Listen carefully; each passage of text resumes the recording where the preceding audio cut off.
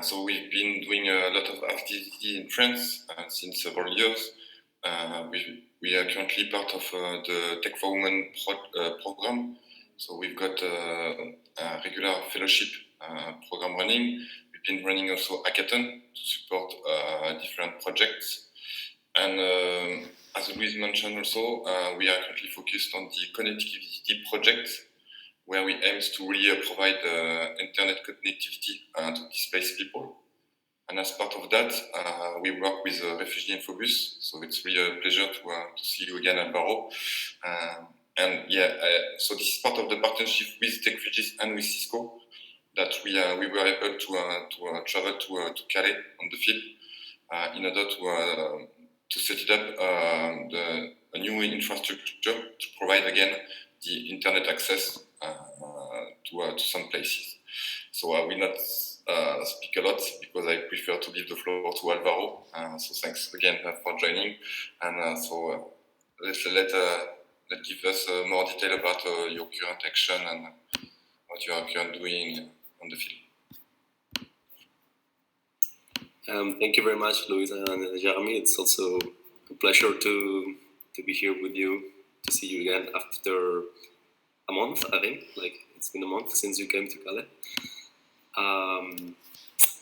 Thank you very much for the invitation. I prepared a small presentation, which is basically like a selection of pictures, so you can see our project at the same time as I speak. So this how we structured this event. We were going to talk about the broader context of Calais at the beginning, and then I'm going to explain more in detail the project that Refugee Info Bus is running on the ground, and we're going to end with like an explanation of a part of our project that can be interesting for this session, because there's a possibility for people like to become remote volunteers or like to support our project from the distance by helping us with our phone distribution program. So people can become ambassadors and organize phone collections for us. I will explain that at the end. And I think that's the structure, and of course, like, very happy to answer any questions you have. If you want, Louis, I will start speaking. With this slide, because when explaining what's happening in Calais, you may have seen now, like, because I think it's all over the news in France, or at least it got a lot of media attention. Soon after you visited, on the 11th of October, two activists and a local priest, who's also like a member of Secours Catholique France. The three of them, they started a hunger strike in a church in Calais with three goals in mind, which are like the end of the evictions. They only ask for the winter season, which is it's called winter, but it actually means like from the beginning of November, because it's when it starts getting very cold in Calais. And I will explain more in detail now, but basically police constantly evict the camps and take the tents from people. And with this action, the strikers are asking to put this to an end. So this is one thing which is linked to their second goal, which is like the stop of confiscation of personal belongings, because these evictions usually come with like police taking not only tents and tarps and like materials people used to sleep outside, but also with like their personal belongings, which is really bad. Like, we can say that police are stealing belongings also like personal documents. So like this action is asking to stop that, and they're directly addressing the French government and local authorities. And yeah, their third demand is to start like a reasonable like dialogue between them and also like other organizations working in Calais and the authorities, because we're also facing problems as organizations with new restrictions. Very often the places where we go to are like targeted by local authorities, and we can't park in these places anymore, so we need to find a new place to run, or in our case it's like our phone charging sessions, but other organizations who distribute the food or clothes, they need to find a new place to go. So the situation is quite difficult at the moment. I started speaking about this action because like it's like the most recent news, and I also left this link so people can follow them on social media. But this is not about the strike itself. Like I want to make it very clear that the hunger strike, well, it's like an initiative from three individuals, like friends, citizens that are tired and they don't feel like represented by their country for because of all what's happening. But this is not about the hunger strike. It's the hunger strike. It's a consequence of like many things that have happened, and that's why they are doing this. So in the last weeks, it's been very intense. I was just writing the newsletter from last month, and we started the month with a demonstration run by the communities in Calais, because they organized themselves to protest and like show their anger, because at the end of September there was a person who died trying to get into a lorry. It's one of the ways people try to cross. Sadly, a second person died by doing this also in October, and in the last few hours we got the news that at least 3 people have died, 2 people by trying to cross by boat, which is like a very dangerous route. And even yesterday, like a few hours ago, there was a train accident. Like some people were trying to cross the railroads and they were hit by a train. So sadly, this is happening regularly in Calais. And yeah, the border is killing people. Very often organizations and local communities and like the communities that live in the camps gather in the city center to commemorate deaths of people in the border. This was especially hard last month, because when Yasser, the young Sudanese that died, when this happened, only a few hours later, the French authorities started a big-scale operation in which they evicted the hospital area in Calais.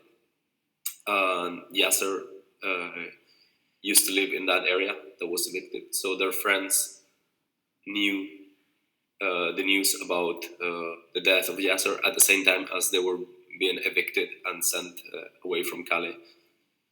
So the level of cruelty reached a new step, and we've also seen how water tanks that are filled by another organization called Calais Food Collective have been cut, and also like local authorities have put rocks in a path that they used to go with their van and refill this water tank, which is the only source of water for a lot of people living in the Coquel Ocean area in Calais. So it's hard to believe, like we are there in Calais, working in Calais with other organizations, and we are sadly used to this, but it's hard to believe that this is happening in France. That most basic needs, such as like drinking water or like food distributions are a problem, and of course there's a lot of racism behind, and like national strategies. Since the jungle, the big camp was dismantled 5 years ago now.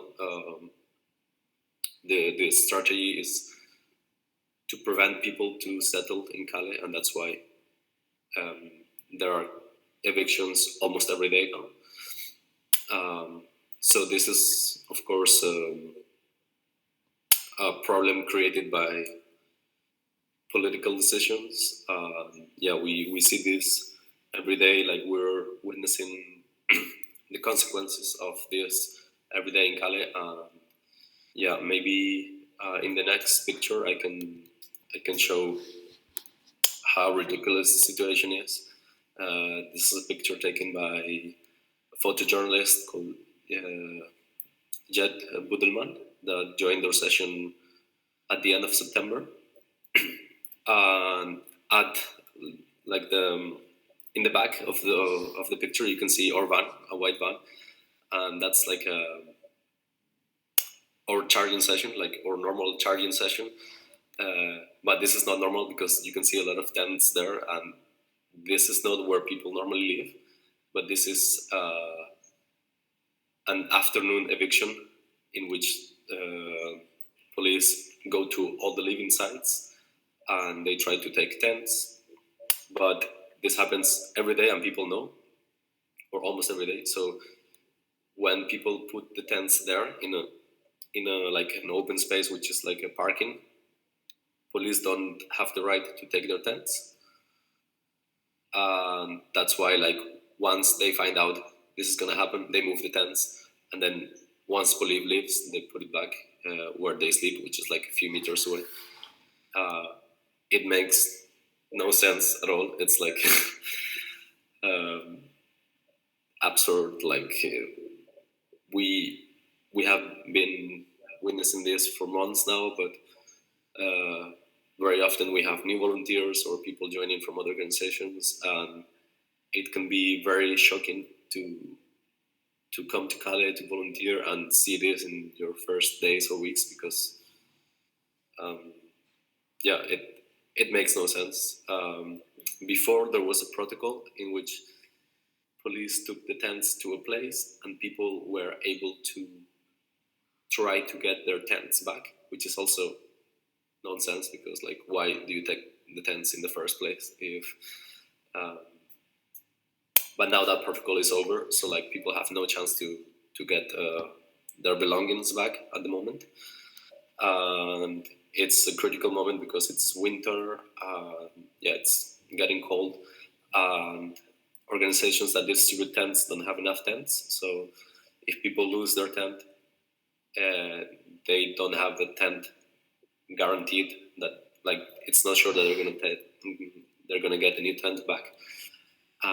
I think in the next picture it's like the same moment. You can see like how we are there. We're taking phones, like we have our tables and our van, and then this happened. Normally it's not like this, but it can happen that we are there and police come, and normally we are not even asked what we're doing. Like, they know we're there, and people are, it's crazy because people are there charging their phones, listening to music, and they are not even surprised because they see this reality every day. They see police either early in the morning or like in the afternoon, like in this picture. Maybe, Alvaro, can you precise or remind a little bit the service that you're providing with Refugee Info Bus? What do you carry in the van? Next picture. Okay. Perfect. This is in another site. This is another site. As you can see, there is like a metal structure, which is a gazebo, like a tent when it rains.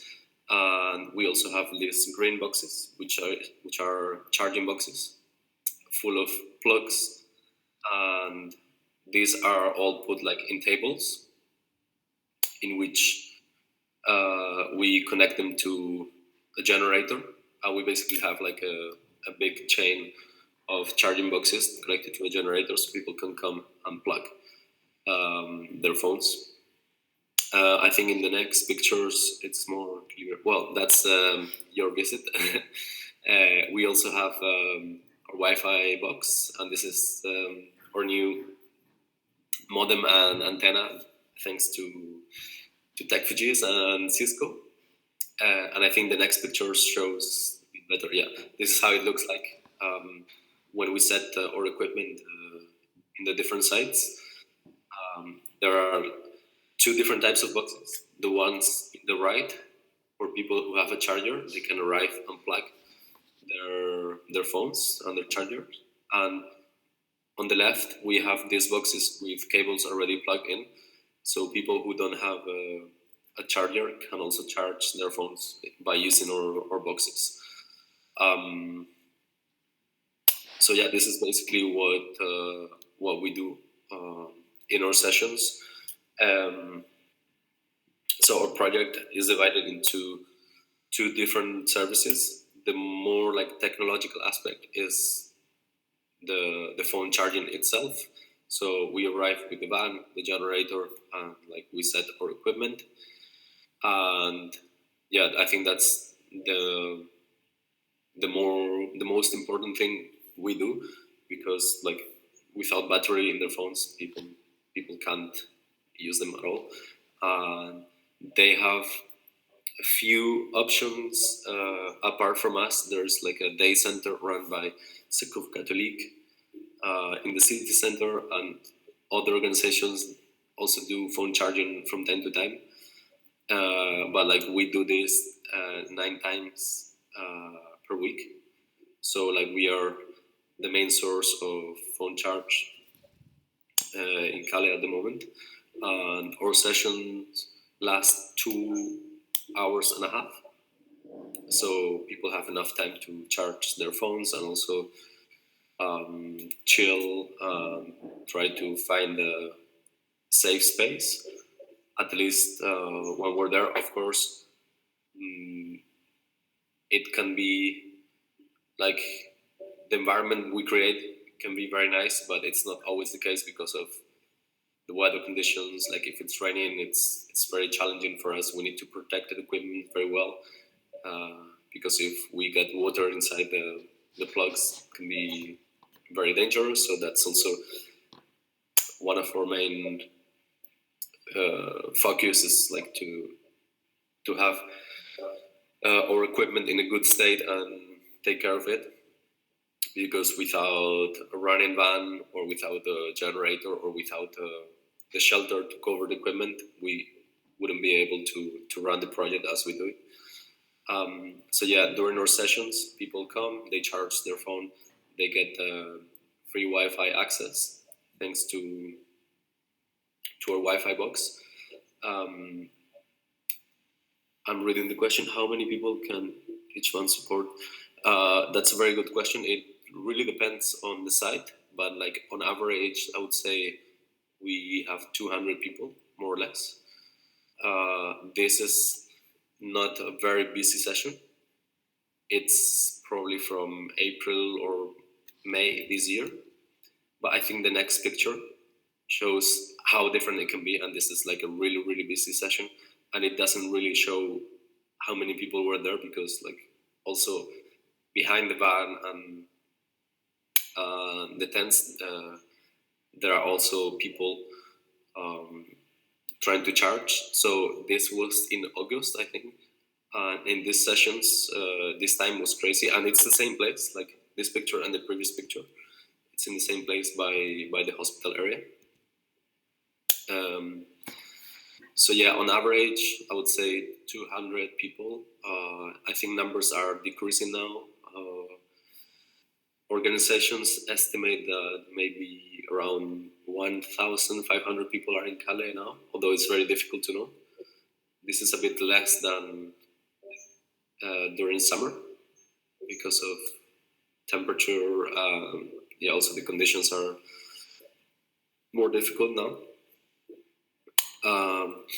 And yeah, like in days like this one in which it's raining and the weather is not great, there's not a lot we can do apart from like focusing on, okay, we need to have our equipment running and we need to protect it from the rain. That's all we can do. So like hopefully people can charge their phone and get Wi-Fi. But when the weather is nicer, we also have a speaker so people can play music. We have board games. Yeah, in these cases, when it's so busy, it's impossible to have extra space. But in other places, and Luisa and Jeremy, you saw how it is.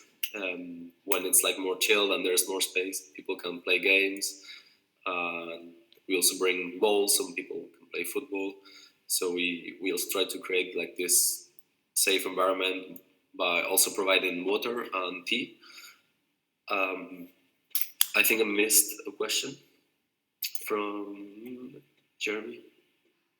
Hard to count now. Yeah, it's very hard to give statistics about numbers. But yeah, this used to be the busiest place before summer.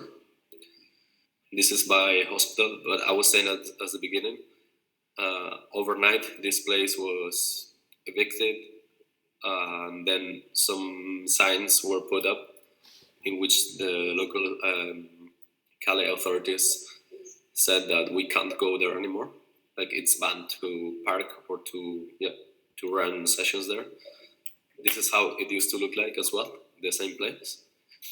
But now we can't go there, and now we have to go to another place, which is not very far from there, but it's smaller and it's like more difficult because there's not so much space. So we can go there and park, but then if another organization comes to give food or to do like another distribution,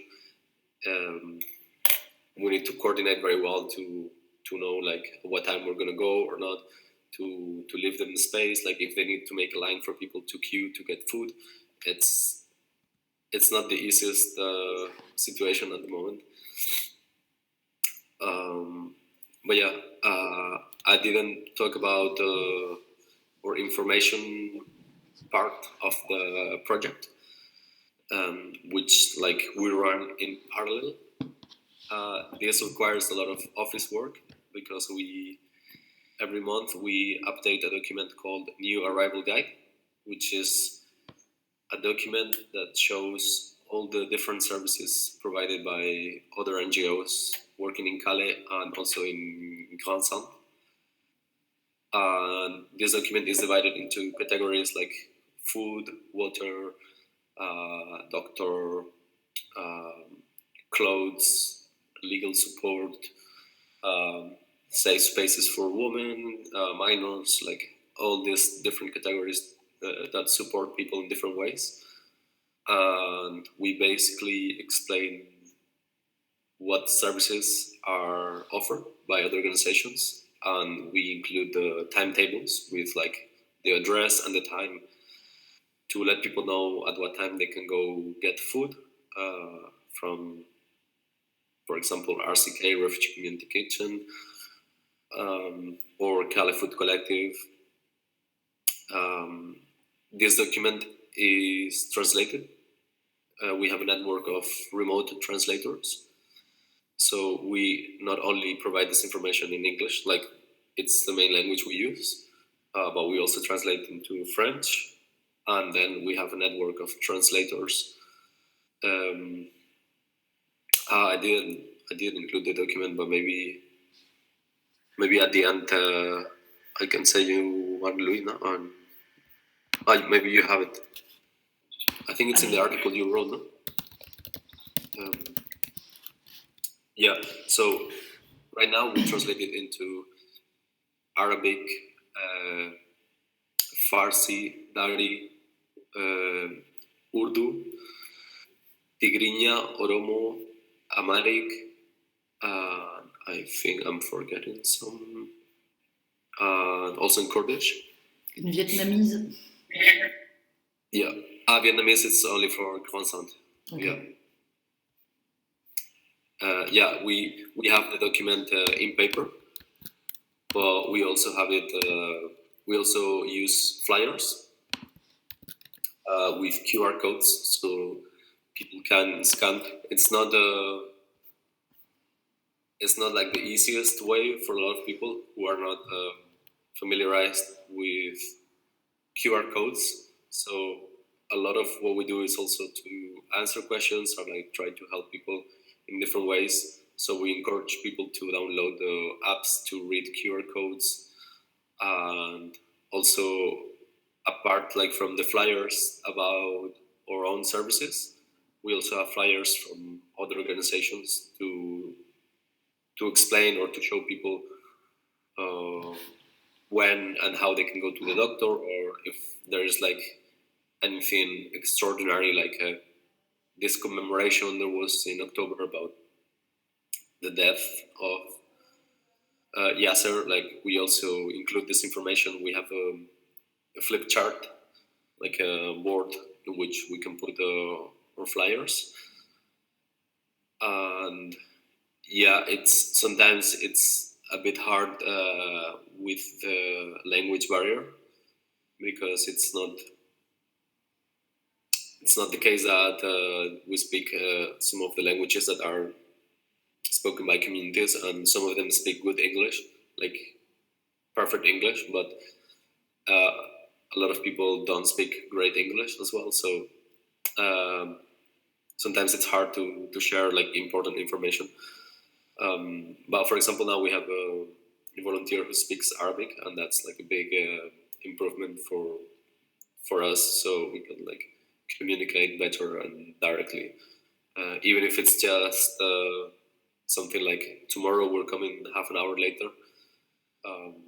It's something we need to share, because people like rely on us for many things. Yeah, the power imbalance between the communities that are living there and organizations and volunteers is huge. Yeah, it shouldn't be like that, but this is the context and the situation people are living in.